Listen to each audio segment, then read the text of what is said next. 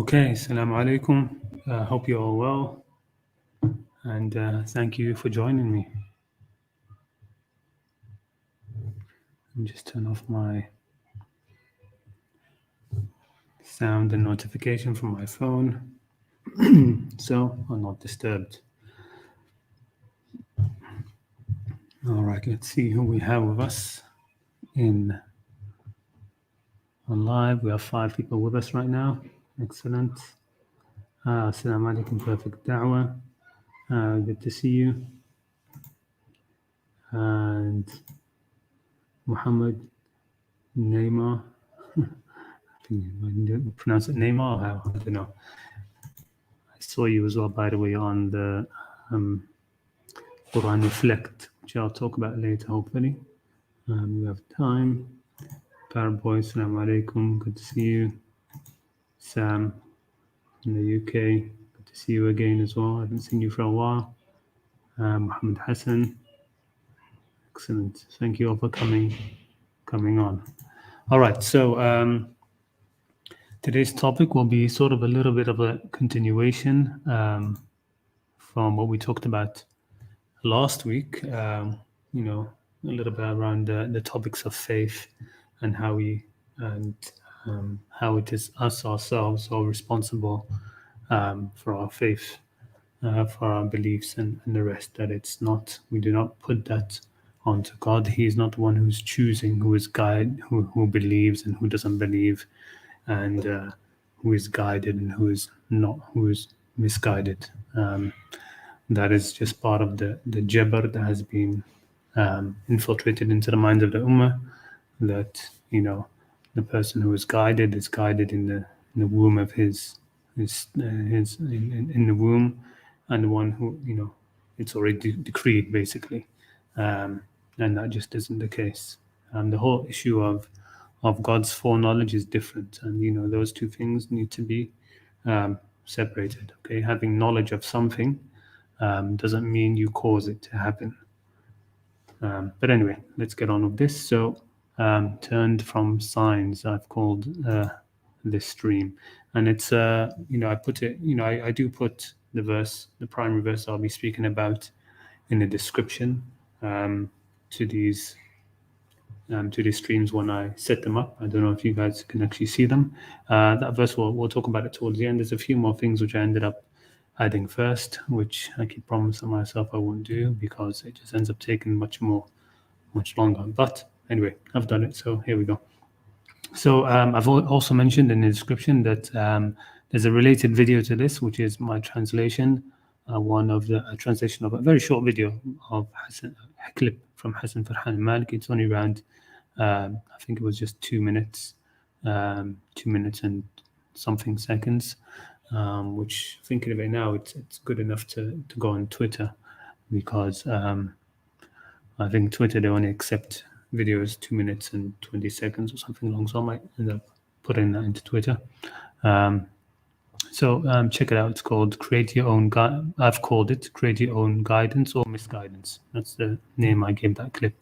But one of the things which is mentioned there is just basically that God has already, well, not mentioned in that video, but I'm just saying it here. God has already guided each human being. He's already given each human being guidance, right? So this is one of the verses which shows that.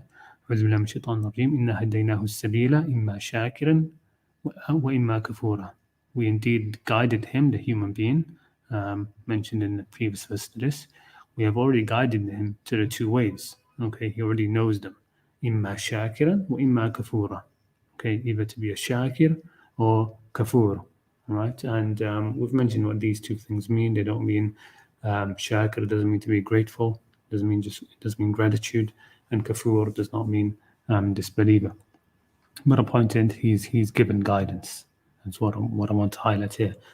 Also, one of the surahs we learn as children, right? Surah Al-Shams. And it says, وَنَفْسٍ وَمَا سَوَّاهَا, by the human soul and he who fashioned it or proportioned it. So we're talking about all human beings. فَأَلْهَمَهَا فُجُورَهَا وَتَقْوَاهَا. And so inspired in it by means of how it's fashioned itself, and so inspired in it its fujur and its taqwa. So every human being, every human soul knows what is fujur and what is taqwa. Okay, they know the difference between that. That's already guidance already in the human soul.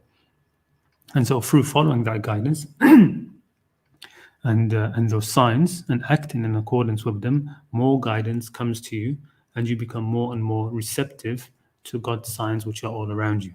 Right? So you have to take hold of the guidance which you already have. Right? You take the hold of the guidance you already have and you are increased in guidance. But if you reject the guidance which you already have, that just basic human guidance that you already have, then you will miss the guidance which is all around you, and in fact you might be pushed away from it, as we'll see. So this is a verse which sort of shows that. So وَيَزِيدُ اللَّهُ الَّذِينَ اهْتَدَوْا هُدًى, and Allah increases those who are guided in guidance.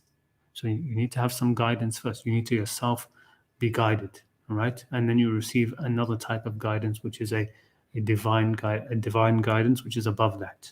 Okay, and it's very interesting that it says here, "And وَيَزِيدُ الَّذِينَ اهْتَدُوا." Those who, if you the sort of the ta in the middle of the huda here is like inflective. It's like the one who does it himself. Okay, God guides those who have guided themselves. God increases in guidance those who have guided themselves.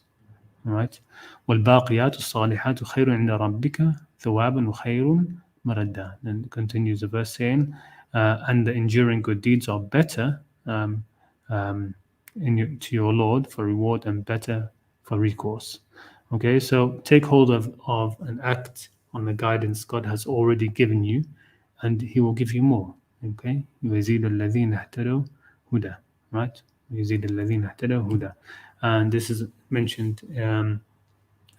Well, I'll come to another verse afterwards, but this is one of the verses which were mentioned in that clip of Hassan Farhan Maliki. Okay, وإني لغفار لمن تاب وآمن وعمل صالحا ثم اهتدى. Okay, but indeed, I am, perpetually forgiver. غفار, I'm a great forgiver. Liman, to who? Liman taba, for him who repents, وآمن, and has faith, and does righteousness and does good deeds. وعمل صالحا ثم اهتدى. Okay, then that person is guided, and he guides himself, he gets guided. Okay, and then as we said, إن الذين اهتدوا زادهم هدى. The people who reach this, then God will grant them real, high guidance, high level of guidance. I think we sort of talked about this in one of the earlier streams, which were about I think it was about the angels and the saints, about how God will if you purify the oil in your heart, then God can set you ablaze, in light. But anyway, so again here, see how this guidance mentioned here, it comes at the end, after the guidance to repentance, faith, and good words has been acted upon. Okay, so first you act upon this. Okay, repent from what you know. The fujur, like we said, وَنَفْسٍ مَا سَوَّاهَا فَأَلْهَمَهَا فُجُورَهَا وَتَقْوَاهَا, by the soul and He who fashioned it, and He put into it, inspired into it, the knowledge of the fujur and the taqwa. You know what the fujur is. Okay, so God is the Ghaffar, He's the great. Whoever repents from that, then has faith.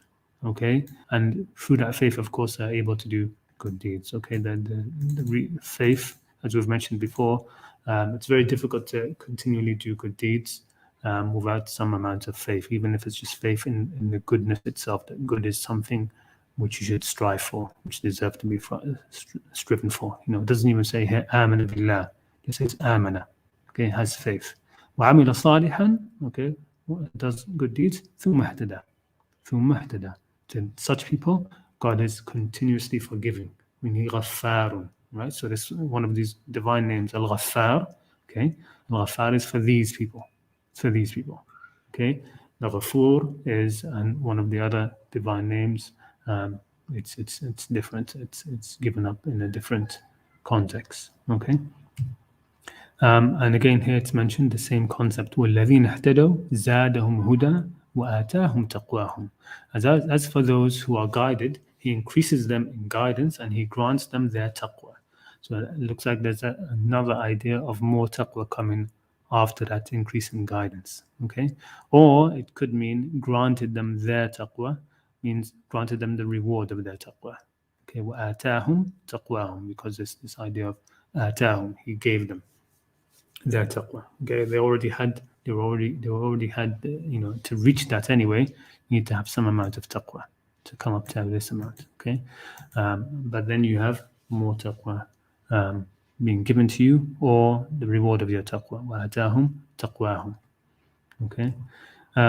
So when you understand that we create our own guidance and our own misguidance, now we can look at this the intended verse, which I wanted to talk about. This verse, which is I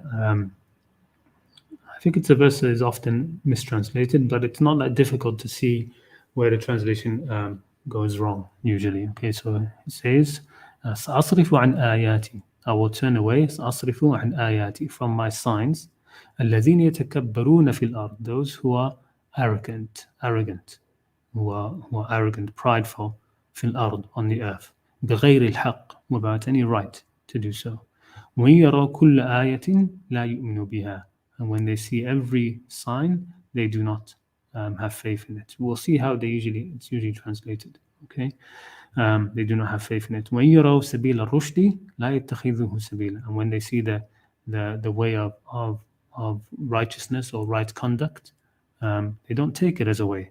لا يتخذوه سبيلا, they don't take it as a way. And here, sabila, remember, it's actions, right? No, road. They don't take it as a road.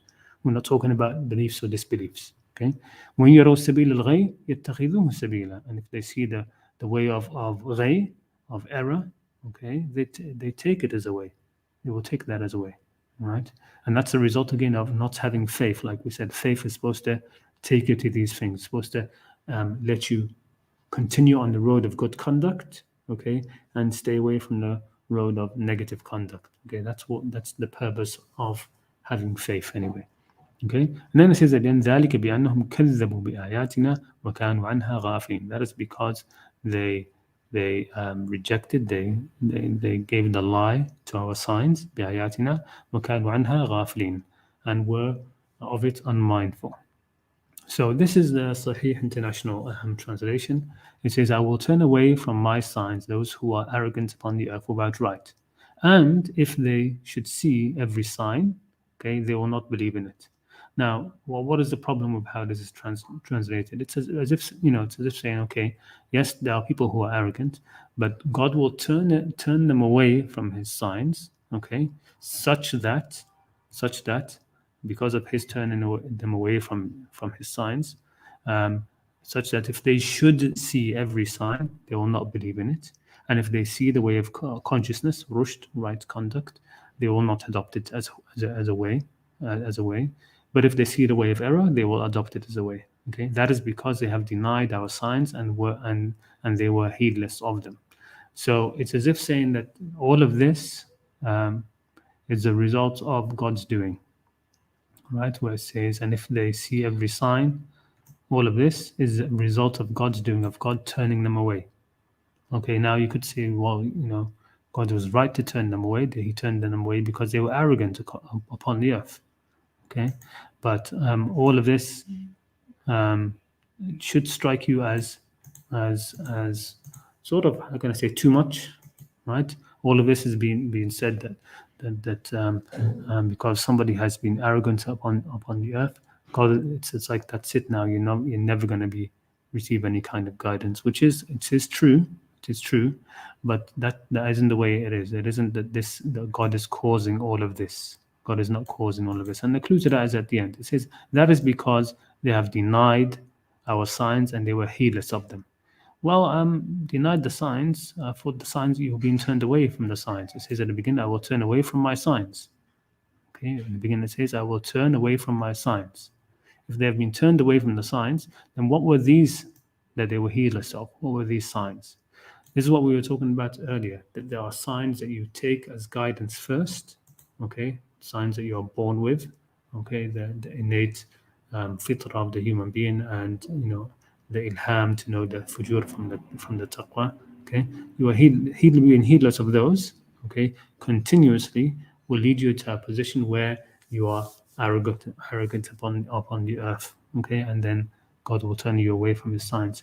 But it's not just those who are arrogant upon the earth. Okay, so the way I translate it is different. I'll show that in the next slide. But it says here, I wrote here, yet which signs are these that are mentioned at the end? If the start says that God will turn them away from His signs. Okay, so it looks like almost there's a contradiction here, right? God will turn you away from the signs, okay, and then all of this will happen because you were heedless of the signs. But God apparently turned them away from those signs. So what fault is it of them if they were heedless of those, right? But that isn't how it goes. We're talking about um, the signs before all of this. They were like this because of this before. Okay, and you can see that in the Arabic, right? So all is explained, and it says that is because ذلك بأنهم كذبوا. So this happened, all of this happened first. Okay, ذلك بأنهم كذبوا بآياتنا وكانوا عنها غافلين. This happened first, then all of this happened. Okay, this end part of the verse is explaining why this state happened, how they came to be in this state. And the way I would put this verse translated, it would be like this: I will turn away from my signs those who are arrogant upon the earth without right and who. So all the rest of these are part of the description of those whom God will turn away from His signs, right? The rest of it is part of the description. It's not that God will turn away from His signs just those who are arrogant upon the earth without right and full stop. And then because God has turned them away from His signs, this is how, God has caused, sorry. Right. It's kind of freezing up. Hold on. Highlight, please, if you don't mind. Okay. You do mind. Hold on.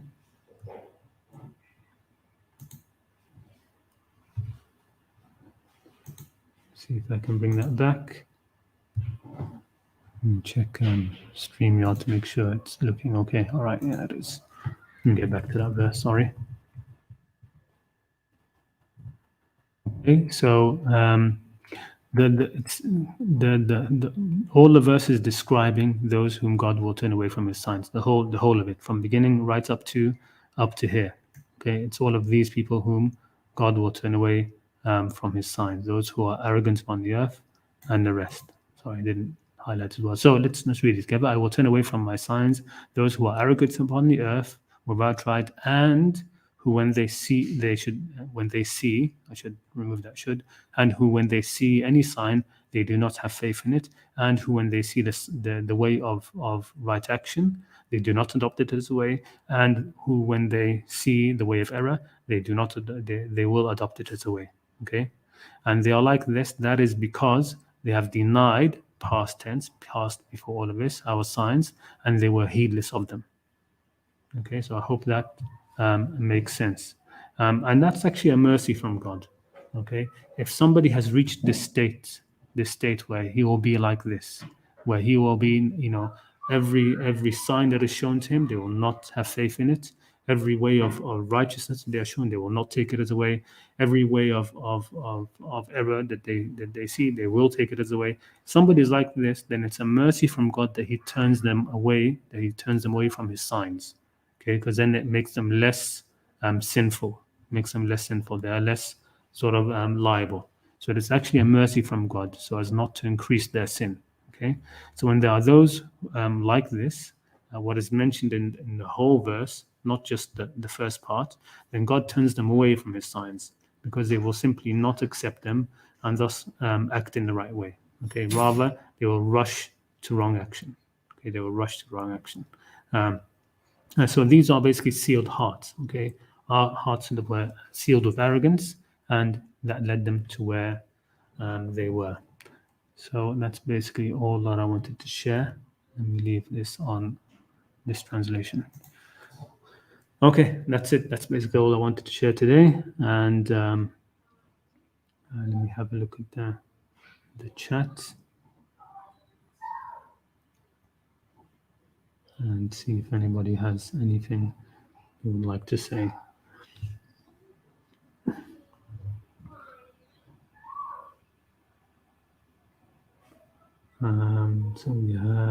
Iron Man. Iron Man. Good. I would like to actually speak to you about something maybe if we have time, and I'm gonna try to make sure that we end on time. It's 20 minutes into the stream this time, so hopefully we'll be able to do that.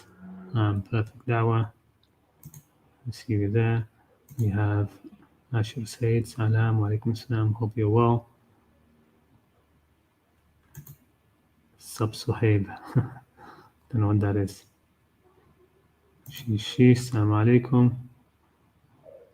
Let me see here. What is the root word of fujur? What's the root word of taqwa? So I have a few videos on my channel talking about taqwa, the mostly translation ones of Hassan Farhan al-Maliki, talking about taqwa. But in essence, taqwa is the opposite of udwan, of harm and aggression. Okay, so at the basis, the minimum level of taqwa is to refrain from any harm and aggression.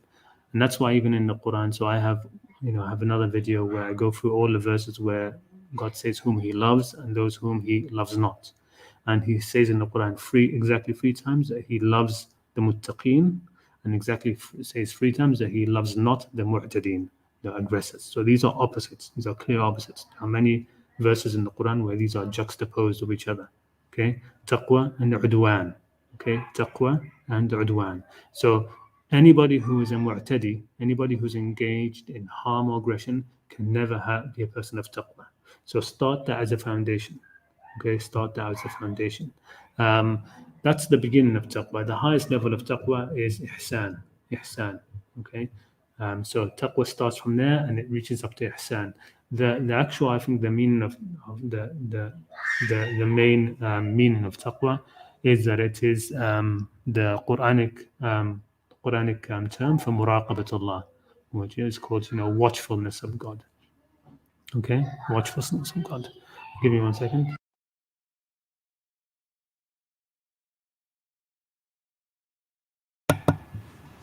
All right. So here we have fujur is when Moses hit the staff on the rock, and when the water burst out. Yeah. So it's basically it's to they translate it as wickedness and stuff like that. It's to go beyond your bounds. Okay, just like taqwa is, you refrain from harm, aggression. So you're not harming or aggressing against something, right? You're not going into something. You're not going encroaching upon others. Okay, in fujur, it's encroaching. It comes even like the word infijar means explosion, right? Fajara, right? The fajr, the dawn, it's called fajr, okay, because sort of the light, the light encroaches into the day, comes out, but it sort of bursts out. Okay. Yeah, here we go again. Eruption or burst. Yeah. So human beings have bursts of stuff or feelings. Yeah, no, it's you're going beyond your.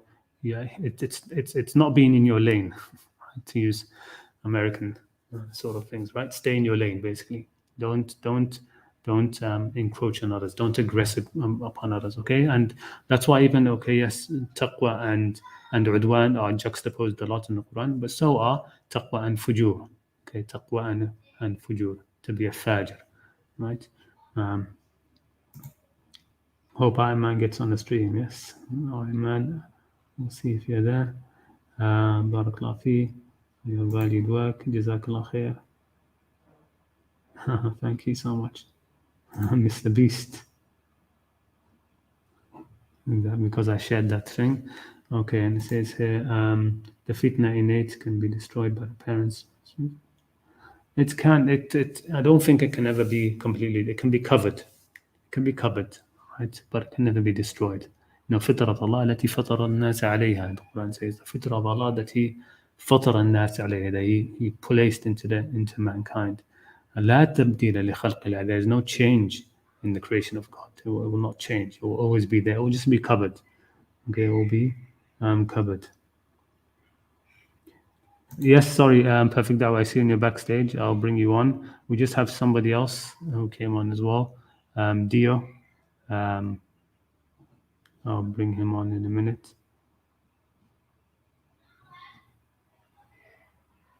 All right, okay. Oh, he's disappeared.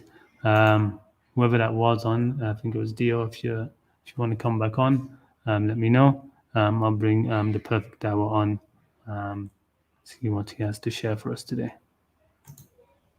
Assalamu alaikum. Yeah, assalamu alaikum. How are you, inshallah, brother? I'm good. Yourself? Yeah, fine. Alhamdulillah. Thank you.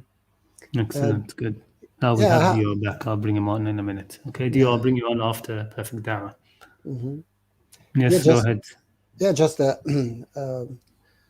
I have many things to say, of course, but because I will start in about half an hour my stream. I even postponed it. I usually start at 7 Central European time, but today because I wanted to talk to you, I postponed it half an hour. Yeah, So in Jazakallah. 25 minutes I will start. And usually I talk to, there is a Christian brother from South Africa, and he was very Oh, much against. I think I've seen him. Yes, when Yeah, you yeah, talk to him, yeah, Black yeah. Mamba or something like that. He's got a picture of a snake, right? No, no, no, no. It's not Black Mambo. It's his name is Martin. Oh, Martin, okay. and he's white and young. And he before I talked to him, he believed that Islam is from demons. But Alhamdulillah, I could change him totally, and he's now a very good brother. He's interested to read Quran as well. And anyway, so he was asking me about jinn, and he believes a lot about demons and that they move object and so on. So and he was telling me that in Islam you have also jinn, and I have I would like to actually talk about this that in reality uh, what I understand from Quran is that there are many other creatures that Allah subhanahu wa ta'ala has created out there, and they are not on this planet Earth. So for me, jinn is kind of alien, you know, and because Allah subhanahu wa ta'ala talk about intelligent creature. So this intelligent creature, they have good people, bad people, they are material. Okay. So if they are on this planet, we should see them. And Allah subhanahu wa ta'ala is not, so he says that every good thing comes from me and every bad thing comes from you. Okay. So he's not going to create something that we don't see, and then this jinn possess me, for example. I believe that these things were believed by people of the past because they couldn't uh, understand what is wrong with the patient, for example. Yeah, and they thought that jinn has possessed them. In other culture they would say that the demon has possessed this person. So, but in reality, for me, jinn are other creature of Allah subhanahu wa ta'ala who are not on this planet. That's why it's unseen. It's not because they are like souls. They are creatures and they are materials. So Allah subhanahu wa ta'ala is not going to create something that we cannot, fight. We cannot even see it. And, that jinn is going to possess me. And for example, if I do something wrong, okay, I go and kill somebody. If it's really like that, then I can say that it wasn't me, it was the jinn. Am I right or wrong, brother?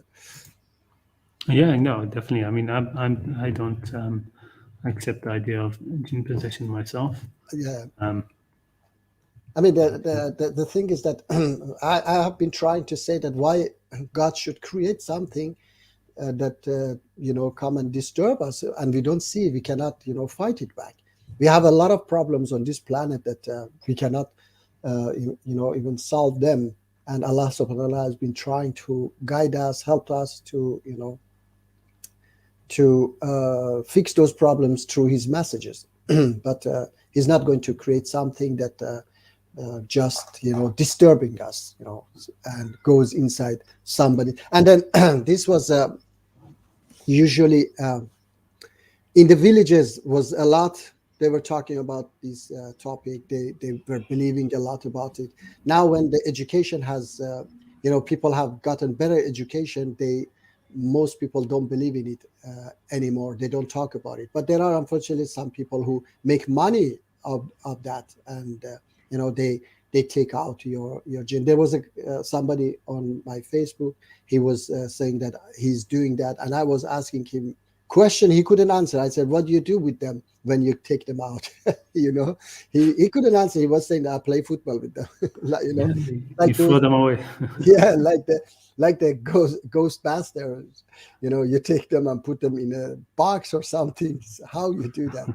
They cannot answer such a question. So this is simply for me is that we are not alone in this universe. Allah subhanahu wa ta'ala has created billions of other creatures, and that's what they are called jinns, and they are intelligent creatures like us, but they not necessarily look like us. Maybe they look different, but they are intelligent. They have good people, they have bad people.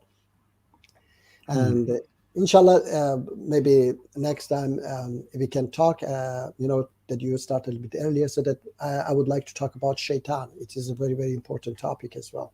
And I have been banned by some radical streams like EF Dawa and Sapien Institute, when I was going to talk to them about this, because this is the most important topic in Islam, I believe, because this is the biggest enemy of mankind. Yes, you're more than welcome. I mean, if you like, we could make it so that in one of these streams you can just share your thoughts on it from the beginning, and I will skip. Yes. I will skip presenting something. Yeah, So that's because again, this is the purpose of the stream. Yes, exactly. As I keep mentioning, it is to invite anybody to come on and share their contemplations. You don't have to have it in a presentation. You can just talk us through it if you want. But if you could have a presentation on, it would be. I have been talking about it. I have been talking about it in many years, so I'm, I have memorized it very well. So don't worry about no, that. I mean just for people to be able to follow and see. And see like any verses that you put up or whichever words you're going to be talking, that kind of stuff. But yeah, so if you just send me a message, and we can have it so that next week or the week after, whatever you want. I can have it so that you are just from the start. You can just share your contemplation on that. And we'd be happy to have you. Yes, okay, definitely. inshallah. And if anybody has any question, so I will start in 20 minutes, inshallah, my stream. So you can join me as well there and talk to me. All right. Yes, brilliant. Okay, I don't disturb you, my brothers. No, thank you no very problem. much. No problem. Give my salams to any of your guests over there as well. Yeah, thank you very much. Take care. Thank you. Thank you. Perfect dawah. And we have Adriana with us saying, yes, I'm beloved. Good to see you. It's good to see you all too. Yes. And he is here with us. We'll get him on in a minute. Einman. Dio, I wanted to bring you on first just because it's been a long time since we've had him on. Are you still there? Because I want to speak to Einman about something else at the end as well. So Dio, can you come back on? There we go. Got you back on. But it says your device is not connected. So you need to connect your mic or cam before we can add you to the stream. So right now it says your device is not connected.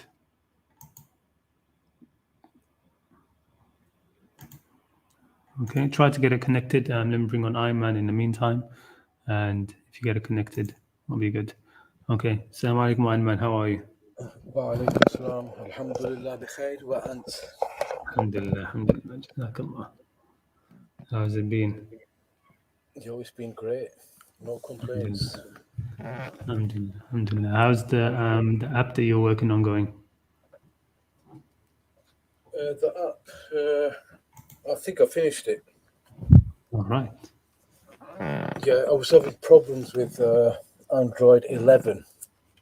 Yeah, because when I first started making my app, I was making it. Well, luckily, I only had an Android 9 phone then.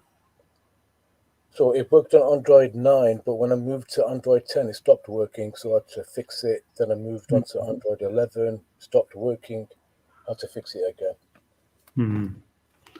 Yeah, the updates, huh? The updates. All right, cool. So do you have anything to share with us, or?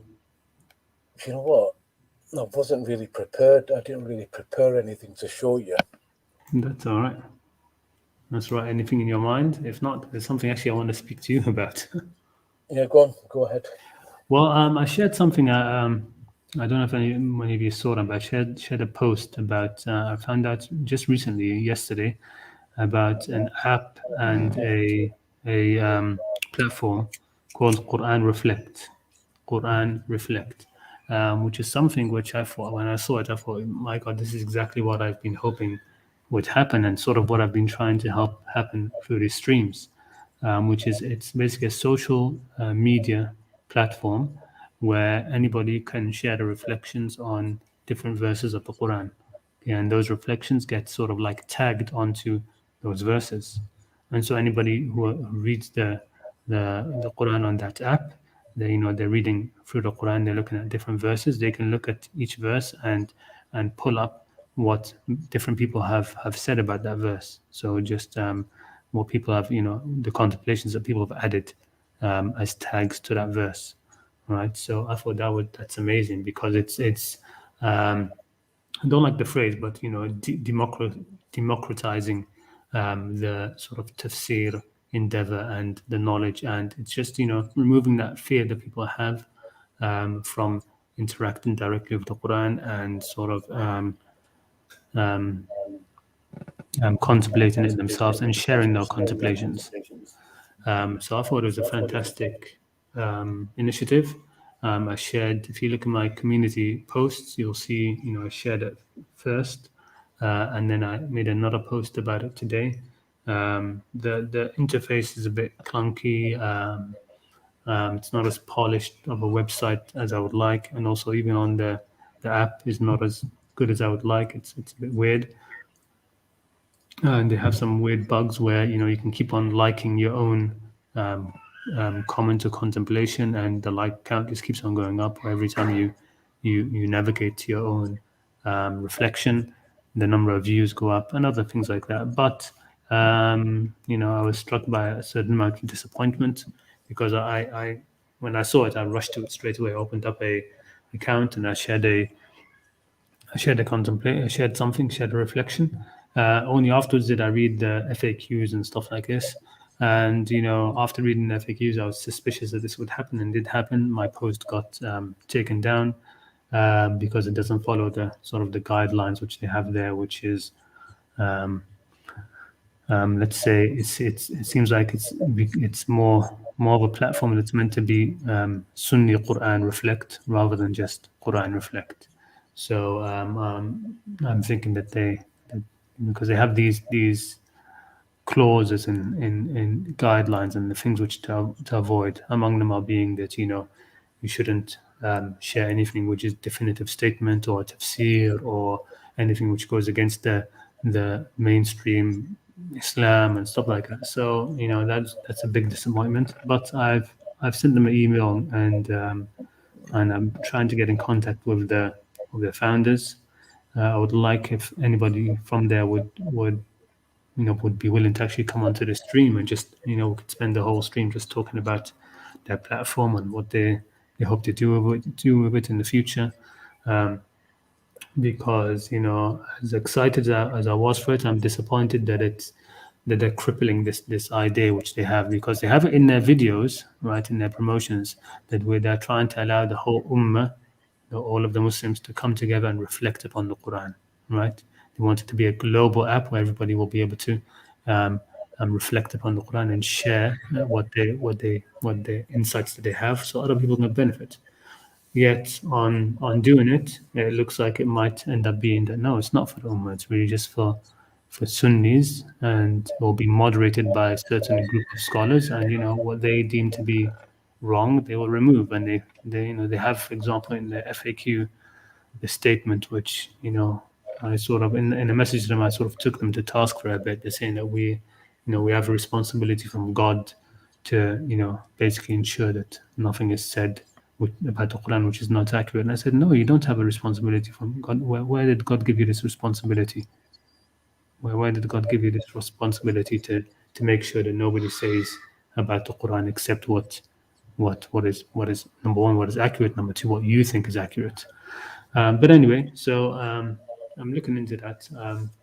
But in the long term, I'm thinking sort of far down the line, maybe um, if sort of this platform is not receptive to opening up that platform to not just allow, so it's not just a Sunni space, right? That it can be, the Shia can also get in there and share their reflections.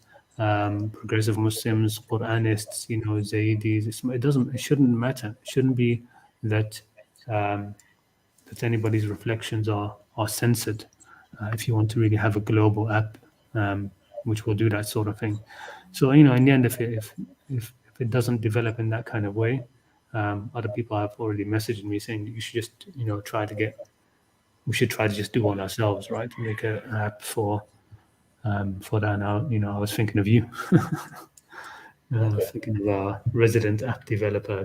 But we'll see. I mean, I'm just letting you know about it now. Maybe you can go on there and have a look at the website or look at their app and see what it looks like.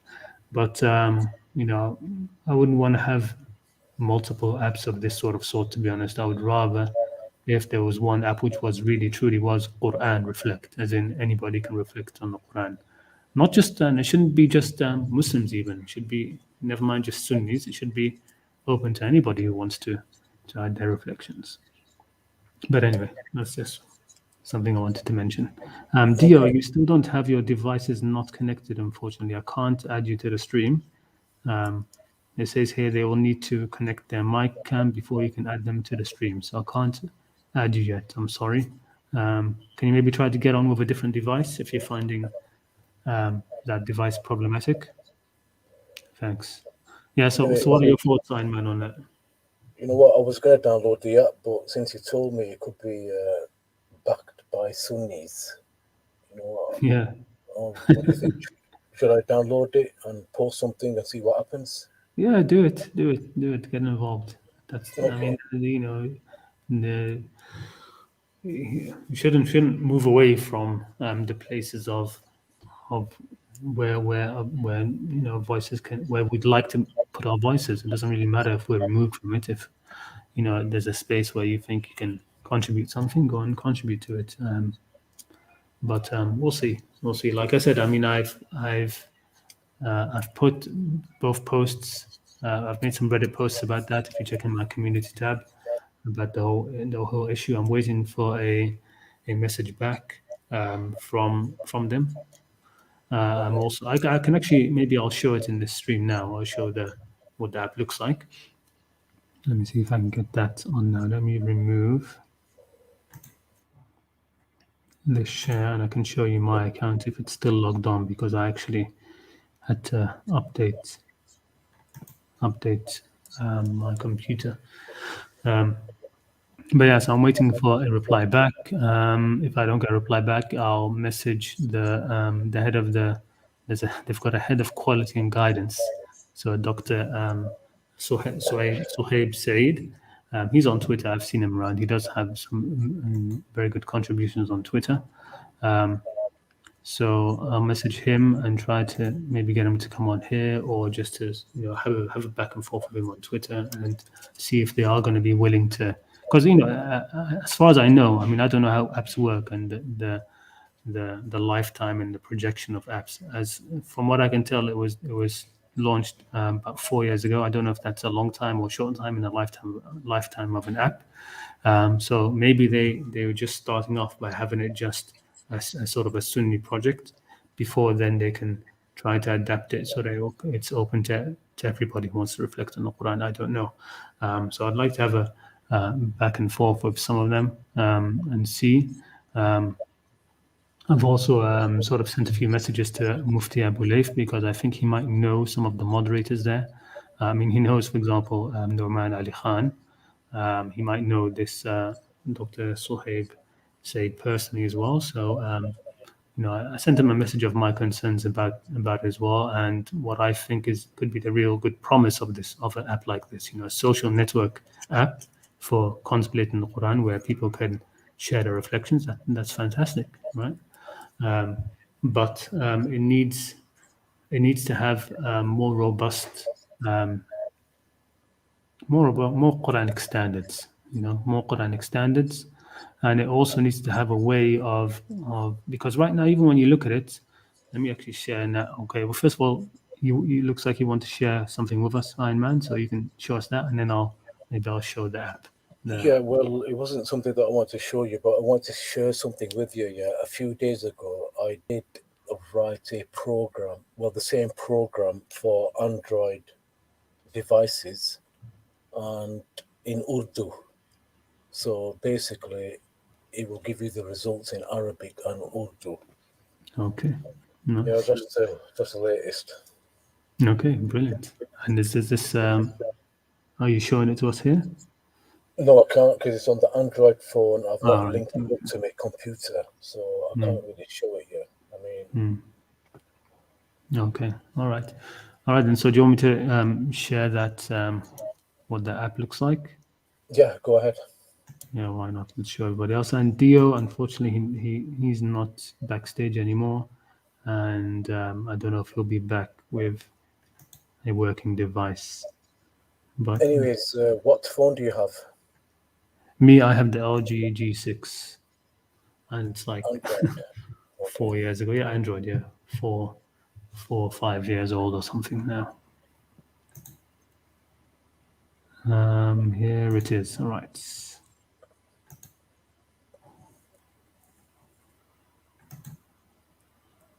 Okay, so you guys can see that. Just checking again. So this is the thing. So I made my profile. My post was removed, unfortunately. But what you can do is basically add a reflection here. I'm not going to do that now. Well, let me show you how it works. All right. And so you just start typing whatever you want on the thing, and you put over here, I think the verse. So, for example, you'll say the Surah Al-Furqan, for example, on 25, and then I think it shows that up. Well, it should. Yeah, I did that wrong. Just put Furqan. 25, did that work?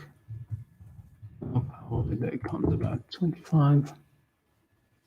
Not sure, but there was a way where it would come out over here. But anyway, you can just basically type the verse over here, and for some, I don't know how it happens, but anyway, it links your post to the verse that you mentioned, the first you mentioned. You can also put any tags over here. So it says, hey, search for I'll create posts by ayah, by surah, or by ayah, or by a topic. So you can just put a topic. So in my one, I put in salvation. There wasn't one which is salvation, so I made my own one there. So you can come along and see. Let me see, how do I go? Because it's not a very good. To be honest, it's not a very good website. The app is a bit better. I think. But for example, here, you've got your feed over here. You've got what's popular. All right, so if I go into what's popular, here's a popular one by Dalia Mugahid or something. So it says, God's embrace is the only refuge. In the storms of life, we search for proverbial mountains for refuge, etc. The stable constant, etc. So she uses that and she brings it to this. She links this what she's thinking about here with this verse. I got to be honest that when I'm browsing through a lot of these, none of them really catch my eye because a lot of them seem to be like anecdotal. There's not many of them seem to be pure reflections of the verse itself, of what it's given us, right? And that could be because, like my post was, removed. The ones which are like this, which are given actual tafsir, as the traditional idea, they're getting removed, and the only things which are being allowed are things which are basically, how the verse makes you feel and stuff like that. But I mean, I think it's one of those things where she's using the idea of the ark and how the Noah, when the flood was rising, and and the waves were getting higher, he was calling to his son, come to me, right? Oh my son, come on board. and on board with us, and do not be of the believers. And he said, I will seek a refuge. I will go to a mount. I will go to a mountain, which will give me refuge from the water. Right. So she's using that as a reflection to say, look, in life we sometimes think that we can find a refuge in something which is worldly or earthly, like a mountain, when the real refuge is with God, right? It's in God's boat, etc. So yeah, I mean, it's a good reflection. It's something which, it's sort of like one of those ideas that the thoughts that will come to you while you're reading the Quran. It's not so much as a sort of looking into Quran and coming out. Like, for example, the verse which I put in was a verse, this is the abode of the next life. We will make it for those who want neither um, um, elevation or haughtiness or oppression on the earth, nor corruption.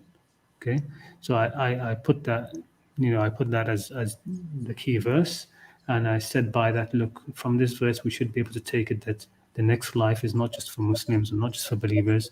God is saying that He will make it for anybody, for those who do not want elevation upon the earth nor corruption. Okay, so it's not for us only. And among the things which I said in that post, I said that we typically want to make the Quran for us. The messenger is for us only. The Quran is for us only. Even God is for us only. And ironically, I could have said it more harshly, which is that we typically, each sect wants to make the Quran for it only, right? So the Sunnis want to make the Quran for them.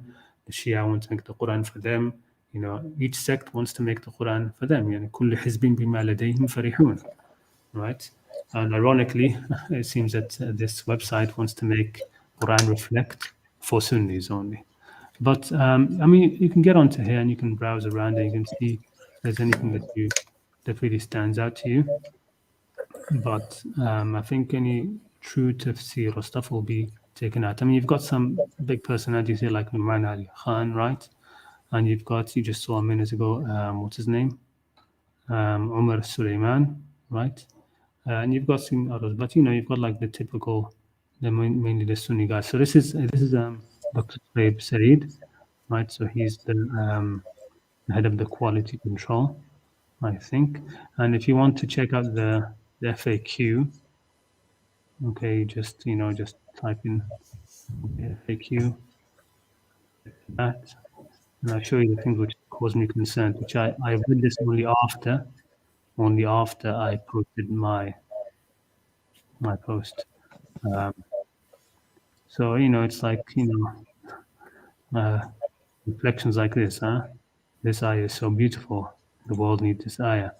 Okay, this reflection will be enhanced if you can say why you find it beautiful and why it's so important. Okay, but if you say why it's so important and that disagrees with something else, something mainstream, then it won't be accepted. So these seem to be the majority of the kind of things that we find there. Okay, this ayah changed me. I read this ayah at an important moment. So you get people talking about something happening into their lives.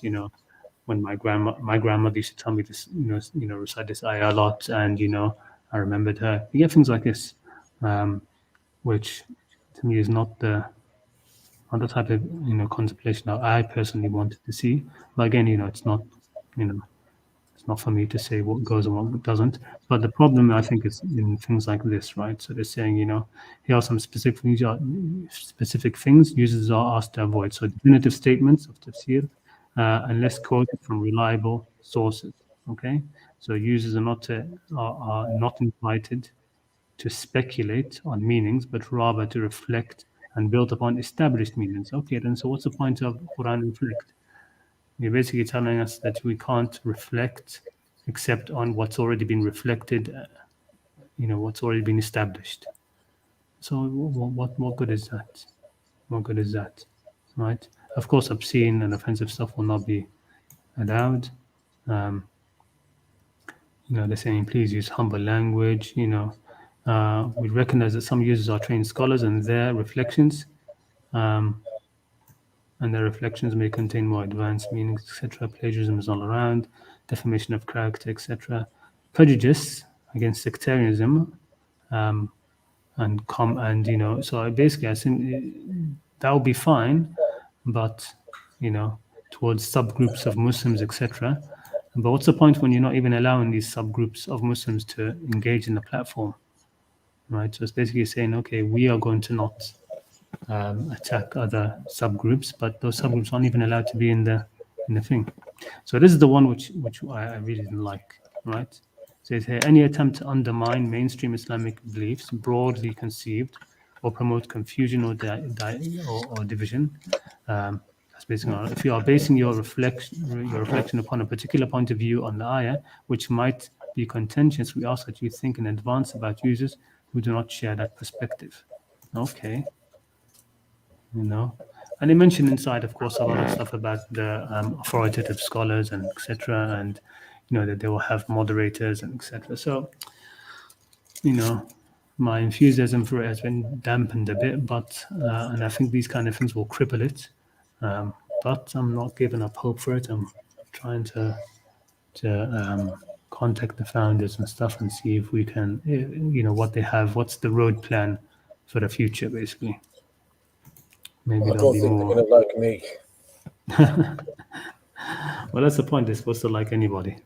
They're supposed to, the thing about it in their videos, if you check out the videos, they say how, they're making people, people should not be afraid of contemplating the Quran. In the message which I sent to them, I said, you guys need to decide, are you trying to stop people being afraid from reflecting and sharing the Quran, or is that the fear you're trying to remove? Or should you want to remove your own fear that people will say about the Quran, what you do not agree with? Right? So, they need to decide which fear they want to dispel. Because it's always been the scholars and those people who have been the barriers to the Quran. It's never been that people were afraid to contemplate the Quran or think about it. It's the scholars that have made them afraid. Right? And anyway, I'm going on now. We have here backstage Funny Man, someone called Mr. Funny Man, but your device is not connected, it's saying. You need to connect your mic and your cam before I can add you to the stream. So please try to do that. Otherwise, I won't be able to get you on the stream. Anyway, let me have a look at some of the. If there's nothing else you wanted to share, Ayman, let me just have a look quick. In fact, there is, yeah. I just want to. I mean, I've got this question about this ayah here, chapter 6, verse 19.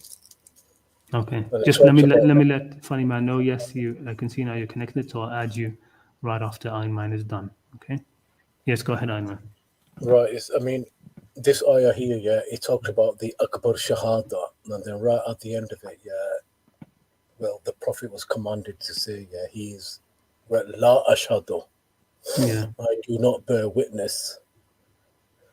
Now, my theory is, that, I mean, we shouldn't be bearing witness, that Muhammad is the messenger of God. And those who do, could be committing shirk. Mm. Yeah, and this is from my understanding from this verse, because it clearly says here, that God is witness. Yeah, God is witness, not us. We are not witnesses. And I think that those who bear witness that Muhammad is the messenger of God could be committing shirk. What about the verses which say we should stand up in Shahada for God? Yeah, but that's to do with God. Yeah, we can bear witness that there is only one God. But when it comes to bearing witness that Muhammad is the messenger of God, I think there's a big problem in that. Because I think it's chapter 63, verse 1. Yeah,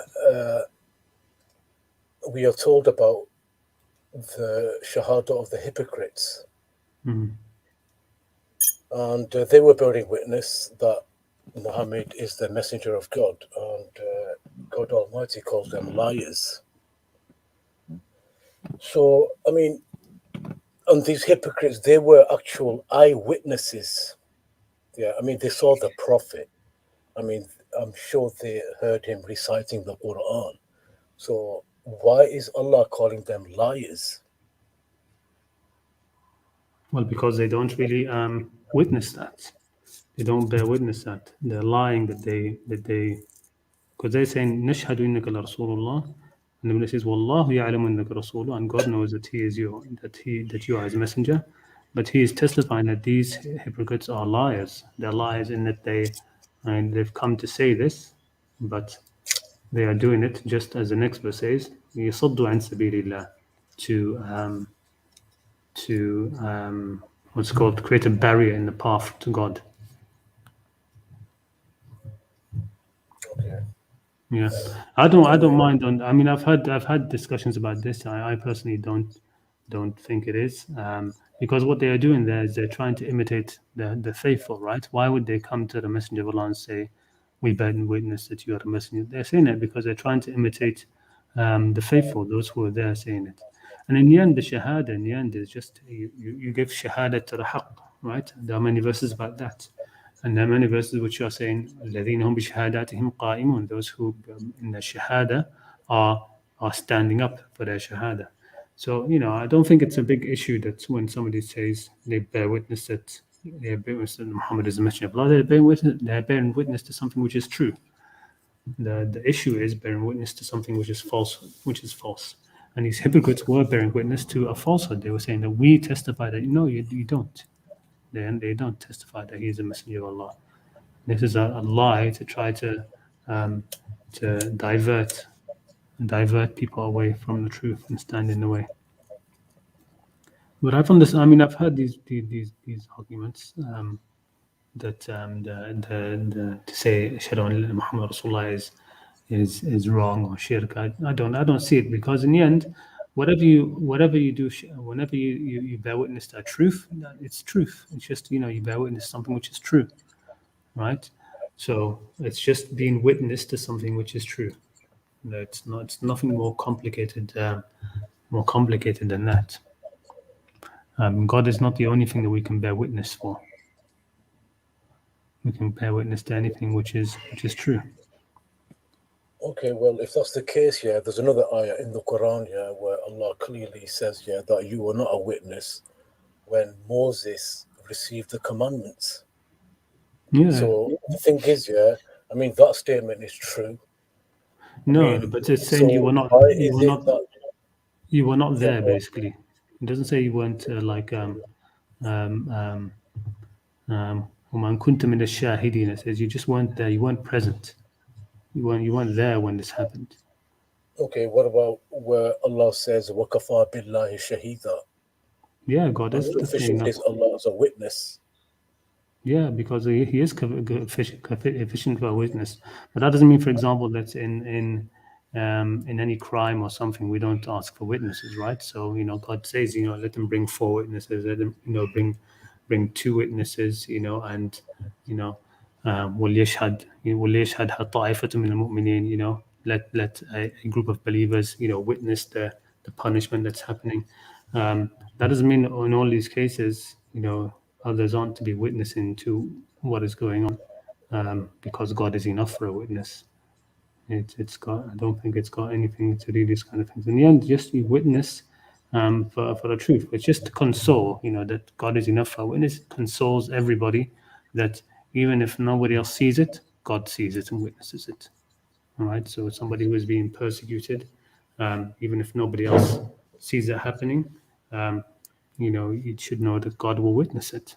He witnesses it, and He's enough for it on the Day of Judgment. Yeah, but That's don't how you I think see that's it. unfair? Yeah. Don't you think that's unfair that people are witnessing that Muhammad is the messenger of God, but I don't hear people bearing witness that Moses is the messenger of God or Isa is the messenger of God? For Well, they example, do. in They Yazan, do when they make for example, when a Christian becomes a Muslim, right? That's one of the things they get him to say, "Washhadu anna Isa Rasulullah," right? They make him say that because they want him to bear witness to that, because against what he was saying before, right? Because his testimony was that Jesus was God, or the third, or part of a Trinity, or the Son of God. So they say, no, now you're going to become Muslim. They include that as part of it. It's not. I don't think it's issue. I mean, I could say Ashhadu anna Musa Rasulullah, that doesn't make saying that Ashhadu anna Muhammad Rasulullah is false make it false or right. Right? That it doesn't change the other thing. Right? So you can say Ashhadu anything that's true. You can say Ashhadu to it. It doesn't matter what it is. Well, you know what? I still see a problem with that. Yeah, because in the Azan, the burning witness that Muhammad is the messenger of God, and then in the ritual namaz prayer, they bear witness that Muhammad is the messenger of God. And the thing is, they don't bear witness that any of the messengers or any of the prophets were messengers of God. So why is it just the messenger? And on top of that, where are we instructed in the Quran to bear witness that Muhammad is the messenger of God? You don't need to, but you need to just bear witness the truth. Yeah, but you just said earlier on, that for people, in order for them to become Muslims, they have to bear witness. No, I don't believe that. I mean, I'm just saying that you're saying you don't hear anybody do. You're saying you don't hear anybody saying, "I bear witness that Jesus is the messenger." I say no, but traditionally, the traditional Muslims, right? When somebody becomes like a Christian, a practicing Christian becomes a Muslim, and he does so in the mosque, that's one of the things they get him to say. He doesn't have to. He doesn't have to say, I bear witness that Jesus is the messenger of God. And you don't even have to say that Shahada to become a Muslim, right? But it's just something that is done. Like so, it's happening. These things are being done, but you don't have to bear witness that Muhammad is it's not something that you have to say or have to do or anything like that. You just have to bear witness to the truth. So if somebody asks you, do you testify that Muhammad is the messenger of Allah? You're going to say no. No, of course you say yes. I testify, right? I testify that he is. Somebody asks you, do you testify that Moses is a messenger of God? You say yes. Bala, I testify that he is, right? So it's just confirming a truth. I personally don't see anything more sinister in it than that. And of course, the Muslims will be testifying that Muhammad is a messenger of God more than other messengers because he is our messenger in the end, right? He is the final prophet. He's the one who brought the Quran. So they will say that more than others. Mr. Funnyman unfortunately disappeared from backstage a bit ago. If you can get back on, I'll bring you on because I'm sorry about that. That he seems to have come on and off quite a few times, but he's not there now. Yeah, he's not there now. So wait around 5-10 minutes. If he comes back, I'll get him to come on. Anyway, the thing is, Khalid, I've come across quite a few articles, and in these articles they're actually saying that bearing witness that Muhammad is the messenger of God is actually linked to shirk, and they've quoted this ayah as their evidence. Yeah. So yeah, no, I've seen those arguments and those articles. I just don't see the argument in them, to be honest. Not honestly, I just don't see the argument in them because I mean to be honest, it's been superstitious about shirk. I mean, I've mentioned this on these streams before, right? That we have this kind of superstition around shirk. Shirk is a big thing. It's not a small thing, right? Shirk is a big thing. Like they say, people say that you go into a mosque and you find the name of Allah next to the name of Muhammad. Shirk. It's not shirk, okay? Shirk is ibadah to God, to others with God. Shirk is when you're actually in servitude to others with God. That's shirk, right? I don't see any of these other things that I think it's a diversion. It's almost a shaitanic diversion. It gets you preoccupied with all of these small minor things, and you're thinking and you're trying to stay away from them, while you're being occupied in other things, right? And I think also a lot of it is also to do with because in the Quranist movement, quote unquote, a lot of people came to it from a very strong Salafi background, a very Wahhabi Salafi background, because they got disillusioned with that. This isn't my theory. What I think I've seen. So moving from that, and they've sort of we abandoned the Quran, the Hadith, right? And they've sort of gone even more extreme into the whole thinking of shirk. So they've gone even more extreme in the idea, right? So they've carried with them this superstition about shirk from the Salafi Wahhabi days, and they've just moved that in a way into the Quranist area, right? The shirk is not it's not about these things, right? Even idols. I mean, I've said this. I know some people might not agree with it, but I've said this. Even the bowing and prostration to idols. This isn't shirk. This isn't the core of shirk. Shirk is the shirk is what happened before that to make you do that. That's the shirk. Okay, it's the obedience that you did to your forefathers, to the taghut, to the to those who commanded that you should bow down to this idol. That's what that's the shirk. And those are the people who will be your idols on the day of judgment, right? It says take the mushrikeen and what they used to worship and throw them into hell. God is not going to throw stone and wood and idols into hell and burn them into hell. Taste the fire, you you stone and wood. How dare you do what did they do? What did they do? Nothing. Right? So it's dwarfing the idea of shirk into something which is a useless preoccupation. The shirk is about the taghut. Shirk is about the taghut. نعبد الله واجتنبوا الطاغوت. Be in ibadah to God and stay clear of the taghut. Right? Don't be in ibadah to the taghut. So that's how I see it. I mean, these things were, drinking Zamzam water is shirk. I've heard of all this. I mean, I remember even from a long time ago. I remember we have these tasbihs, the tasbihs, Yeah. like having one of those was shirk for a while, having a tasbih, and using that was, some of the Salafi Wahhabis I'm talking about here, they used to consider that shirk, they made everything shirk, wearing a tie was shirk, right? It was crazy. All right, so I think it's a dwarfing the idea of shirk, and it's almost a superstitious idea of what shirk is, right? Shirk is dhulmun azim. It really is. When Allah says in the shirk la dhulmun azim, that's real. Okay, shirk is a huge form. It's a huge oppression. It's not a minor thing. Yeah, so that's sorry about that rant, but that's how I view these things. And we don't have Mr. Funnyman back, unfortunately. He said in the private chat, he said that he only has a mic. Dang, bye. He said, okay.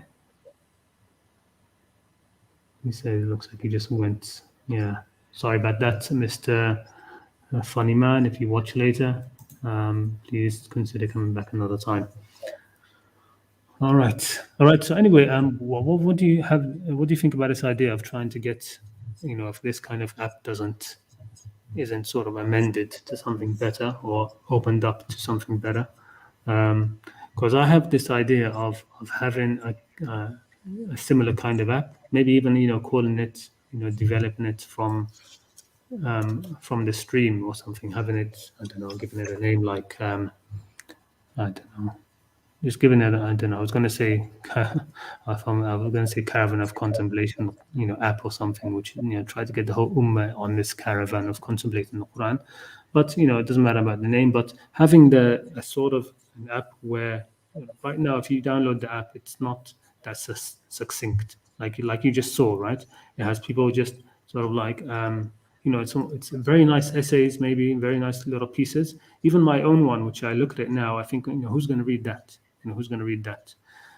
Rather, I was thinking of if we would get a kind of app where you would have it sort of like stages, where you can tap on a verse, right, and then you can choose to be able to see people's reflections on that, and force each person to do it when they add a reflection to add basically one line of a summary of what they are thinking, right? And then if you want to get deep into that, they can tap on that, and then they will show something, something more, a longer paragraph or something, right? And then have some sort of a system where people can comment on it, but without descending into debates, because I think that's one of the things that this Quran Reflect app and site are trying to avoid, is having a lot of sectarian and these kind of sectarian debates and squabbles and things that we get on that you see on Twitter and in Reddit and other places, and I agree, we don't want that. We want it to be a place where you can just go to the app, pull up a verse and see what people's contemplations on that are. Okay, see what people's actual contemplations on that, and sort of maybe empowering the person who makes a reflection, who puts a reflection, that they get to moderate the replies to that. They get to moderate the replies to that. I'm not sure. Maybe there'll be a bit of censoring there. But anybody will be able to put on their own reflection on that same verse. They don't have to put it as a comment on somebody else's, right? So, for example, the verse which I mentioned, this is the abode of the next life. We'll make it for whoever, doesn't want haughtiness on the earth, and neither nor corruption.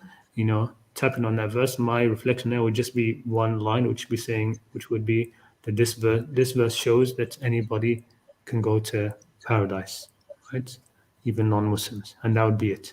Okay, and then maybe somebody else would have had something else that they've commented on that verse, and it would just be a small line, so a bunch of lines, and then you could look at those and see which one you would like to hear more about, because as it is now, it's not very inviting for reading what people have written. A lot of it, I don't find myself sort of like piqued by interest to see what somebody has mentioned, why they think this verse is beautiful, and these are nice things. I don't want to put down anybody's experience or what they think of these verses. Let me bring it back. Oops, no, let me add it here. But at the same time, I don't see myself sitting and reading a lot of these, having to read all of this to get the point that the person wants to say, right? So, this is short. Look, if I continue reading here, you will see the whole thing, okay? And this is Numan Ali Khan is like a popular scholar and stuff like that, but I would like to know what a succinct idea, a succinct reflection on this verse, all right, to be put first. I can read that and say, okay, yes, I do want to read more about this idea, what the author is saying. So I think that would work better, because, like I said, here it doesn't look like, it's not very inviting. So here we have here now people commenting, right? Jazakallah khair, thank you, etc., etc. And again, most of these comments will just be end up people just praising the person who posted it. Whereas I think the comments should also be actual real reflections on the material, right? So these are, it's nice to show your appreciation and stuff, but if I go to a Quran app for reflection, I want to actually see people's reflections, what people would say on that, on a different page. Wouldn't it be better, just to set up a forum? Yeah, a forum is good, but this is the idea of this is to have as an app. For example, like most of the contemplations which I've sort of shown here. I'm actually trying to open it now. I don't know if this will make my computer too slow, but a lot of the contemplations which I've shown on this in the stream, they're things which I've jotted down on my own Evernote on my phone, right?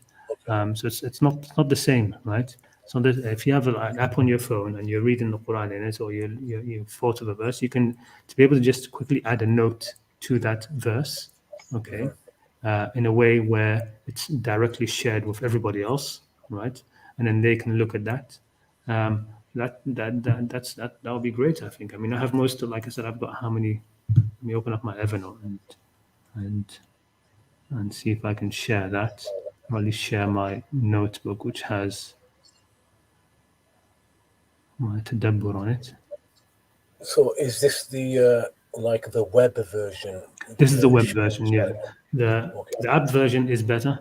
I think the app version is better, but still, it's not. Again, it's just not as inviting or succinct in presenting reflections as I would like. As I would like to see, what I think is a good thing. Let's see if I can find where is my. Do you know how many members they have? They have quite a few. I was surprised, because I was hoping that there'd be something like this for a long time, but I never heard of it until a few days ago. I'd never heard about this until a few days ago, and so I was shocked. It's been going on for about 4 years. I think they really need to sort out their marketing, because it's just not helpful.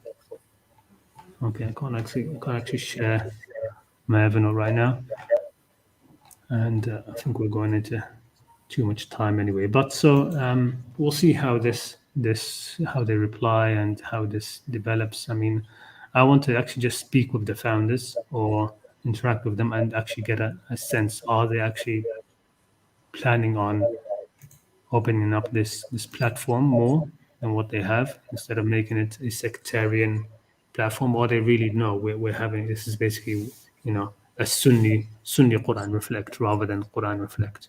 And that answer should be able to come much easier, much quicker.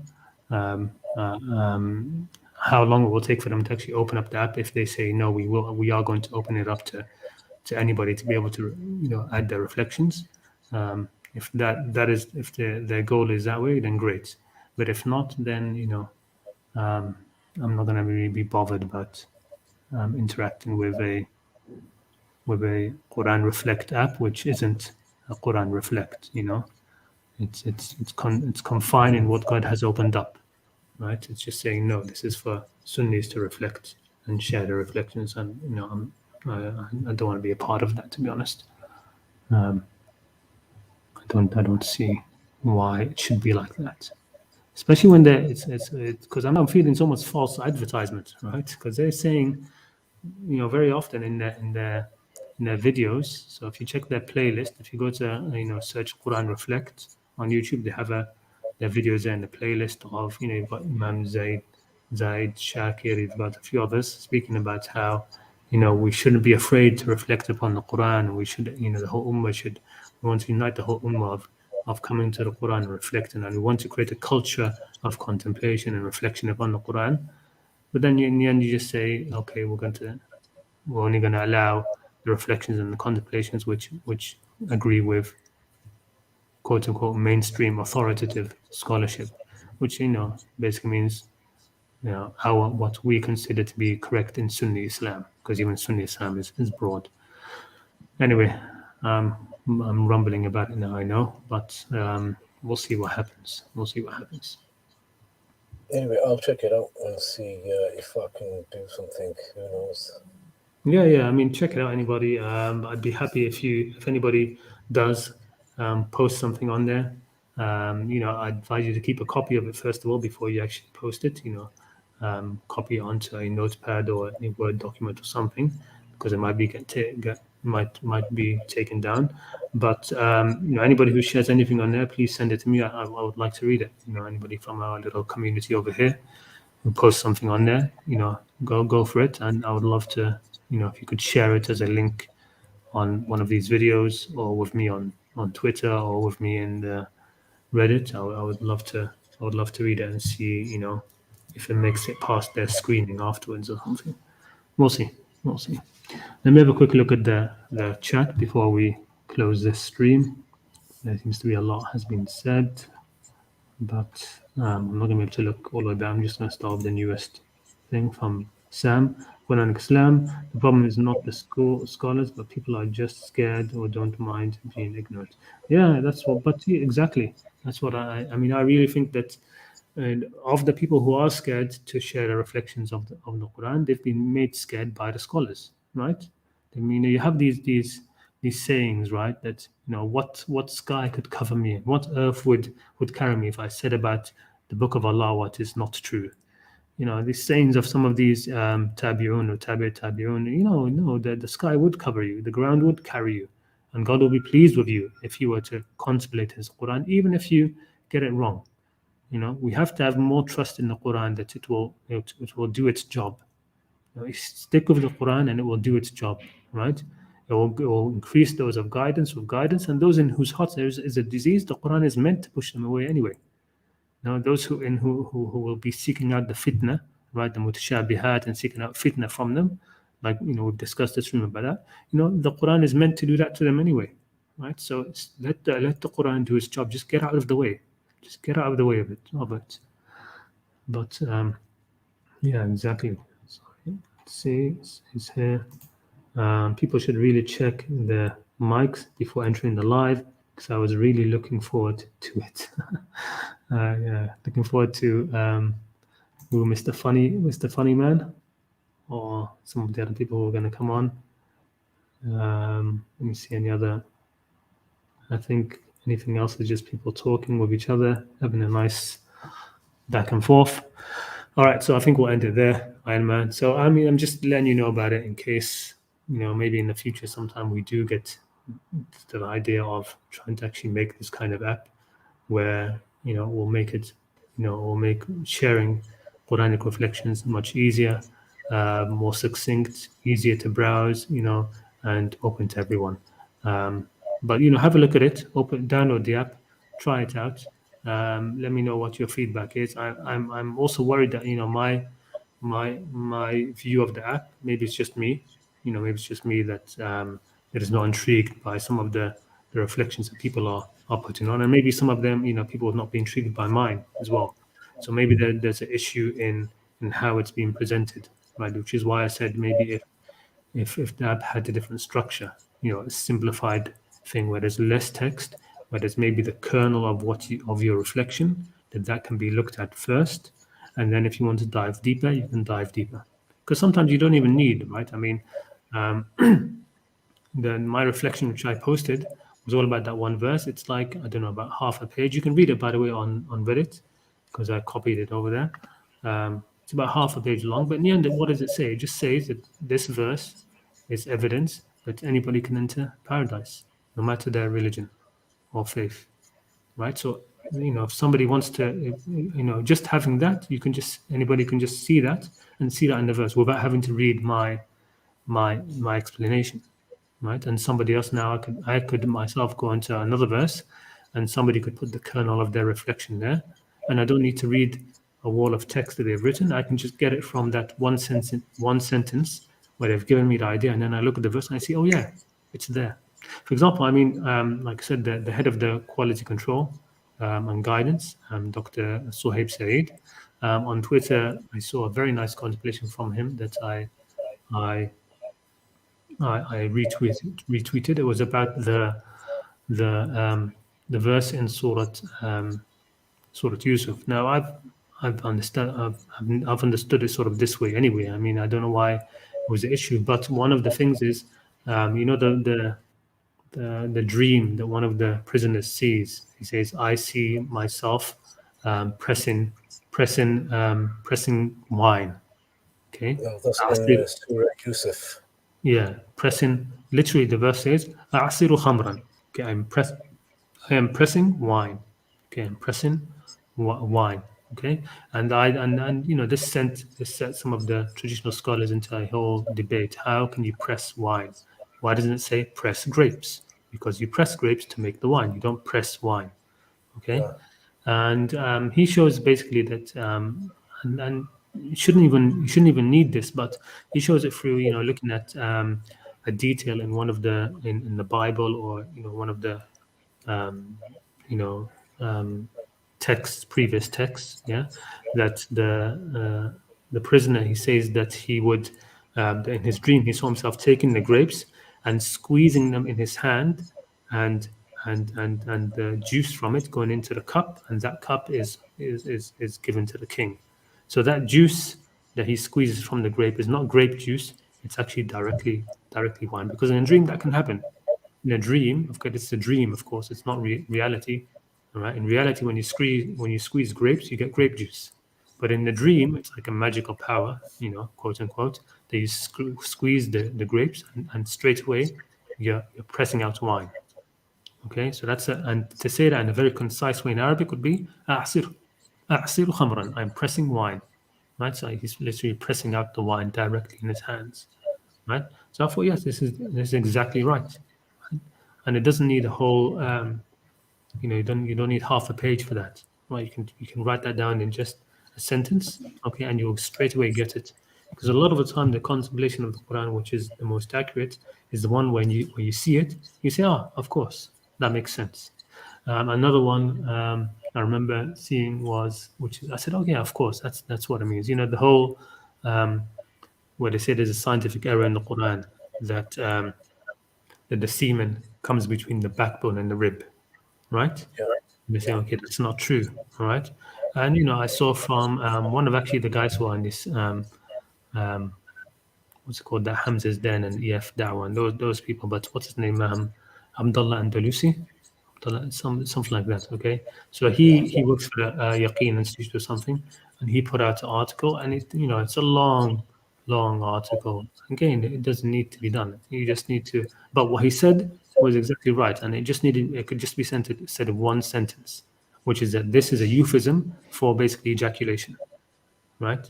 So they said the يخرج من بين الصلب والترائب. The sulb is the man, and taraib is the woman. Okay, and this is basically euphemism for ejaculation of the man basically ejaculating in the woman, right?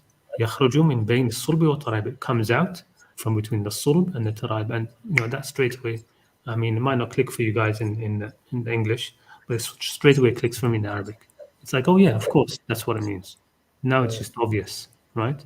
Because the Quran, for things to do with sexuality, it employs euphemisms, right? It's never explicit, because to be explicit in these things is vulgarity, and the Quran is never vulgar. So even there are other verses where it says, when talking about basically when a woman conceives, right? When does it happen? فَلَمَّا تَغَشَّاهَا. So when he covers her, she conceives a small weight, and she moves with it. Okay, that's a euphemism, right? It's being unvulgar. Okay, a man doesn't just have to cover a woman to make her pregnant. More than that happens. But the Quran just says فَلَمَّا تَغَشَّاهَا, right? And also, other verses, لَامَسْتُمُ النِّسَاءَ, when you touch women, right? Then that was a euphemism for sex, etc. Anyway, I'm babbling on, but the point is that he put out that sort of article about that, and I read most of it, but in the end I was like, okay, I don't need to read all of this. The idea hits home straight away as soon as you say it, and that's how the Quran is, right? That when some the accurate or the right interpretation or idea, it's like something you didn't see before, right? And then suddenly you see it, like something which is camouflaged, right? Yeah. And then it just click. out. Yeah, it just clicks straight away. I just Yeah. click.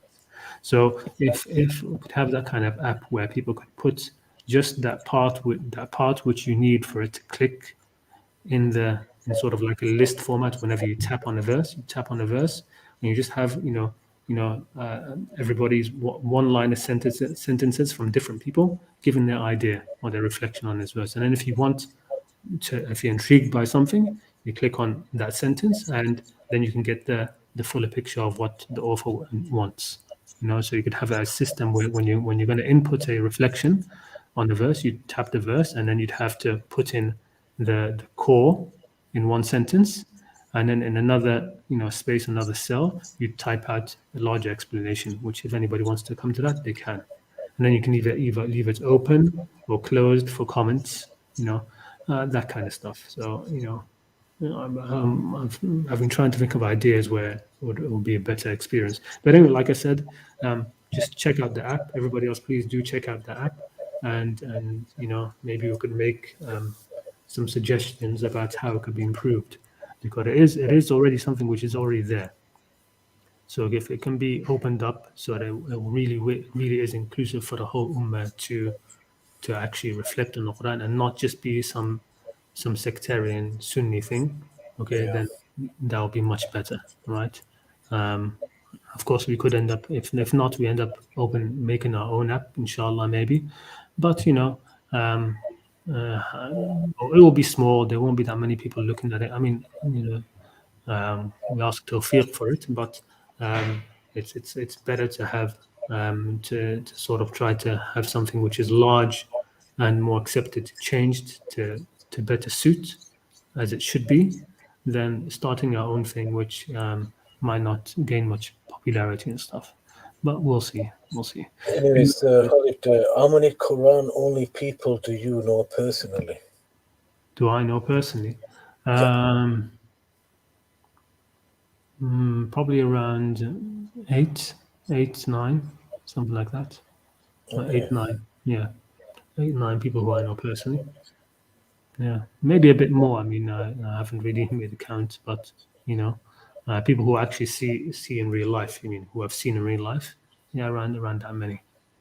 Okay, and you know, people who I've met online, more of course, right? So we'll see. But you know, it shouldn't be a Quran only app even, right? I wouldn't want that at all as well.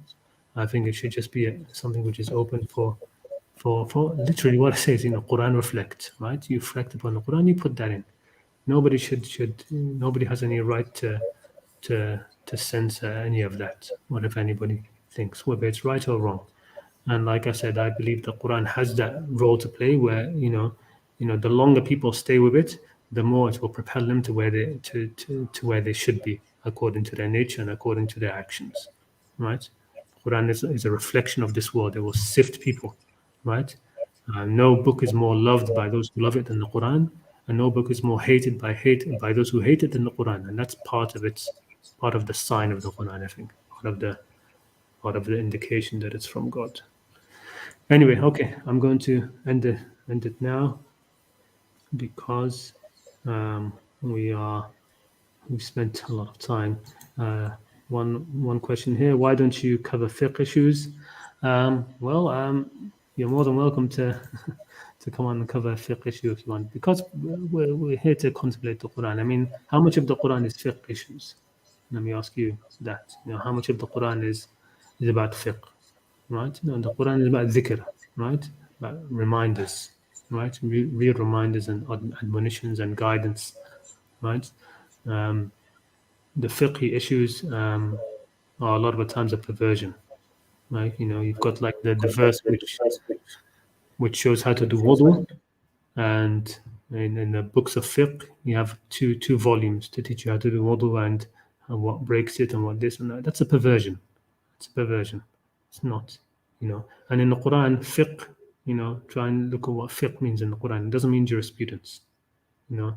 Real fiqh, there's not that, right? And the real faqih is not supposed to be given fatwas, right? I put one of the streams I have here is the job of a mufti, right?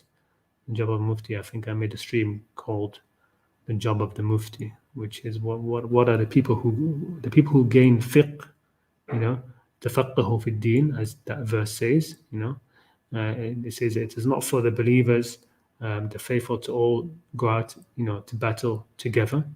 If from every, you know, faction, some should stay behind so they could gain fiqh in the deen to do what? To give fatwas? No. لِيُنذِرُوا قَوْمَهُم, so they could warn people, right? It's about warning. You gain fiqh, and the job of the faqih is to warn, right? To be part of the extension of that prophetic legacy of being a warner. So that's basically why we don't really touch upon fiqh here. But you know, you have others who can answer fiqh questions. But you know, I'm not a faqih in the traditional sense. I hope to be, inshallah, from the Quranic sense.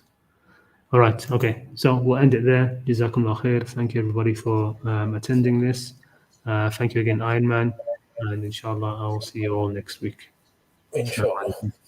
Alaikum assalam.